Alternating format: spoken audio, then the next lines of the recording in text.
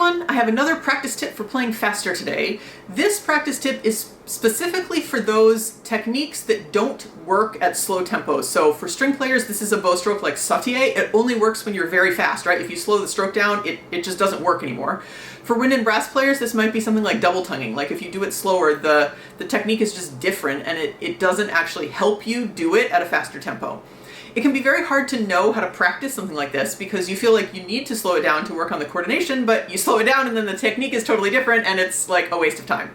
So the solution is practicing in multiples. So the way to do this is instead of playing one of each note, if that's how it's written, you play multiple of each note. So let's just take a C major scale for ease of my example. If it goes C, D, E, F, one note on each, instead of one, you're going to start with 8 on each. So that would be 8 C's, 8 D's, 8 E's, etc. And you're going to do those 8 at the tempo that you need to actually play the passage. So if me doing it as a string player, I'm not going to play C, C, C, C really slow. I'm going to play C, C, C, C really fast so that it's the speed of sautier. So first you do 8, then you do 4, then you do 3, and then you do 2. And by the time you've gotten it down to 2 repetitions on each note, it's very close to how it's actually going to be when you need to play it. And then it's not that big of a step to go to actually play as written.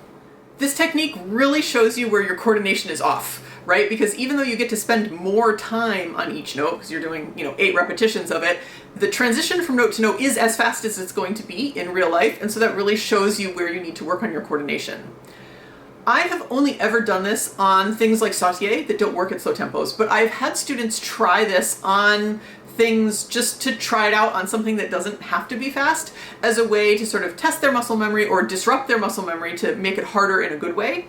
So you could also try it that way, pick something else and do multiple repetitions on the note rather than what's written and see what you discover from that.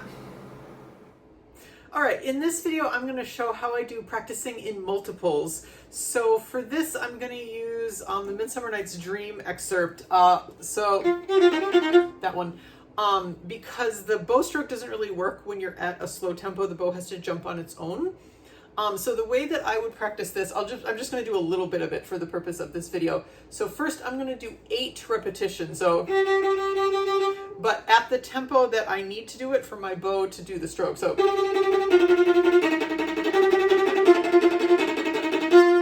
like that. My next step, and that was, the bow stroke felt good and the coordination between my left hand and right hand felt good. So I'm going to go on to the next step, but if it wasn't good, I would work out the coordination, like if my fingers weren't changing precisely enough. So next step is 4 per note. That also feels good. So next step is 3 per note. And the advantage of this for string players is that it has the same bowing, right? In real life, it's down, up, down, up, down, up.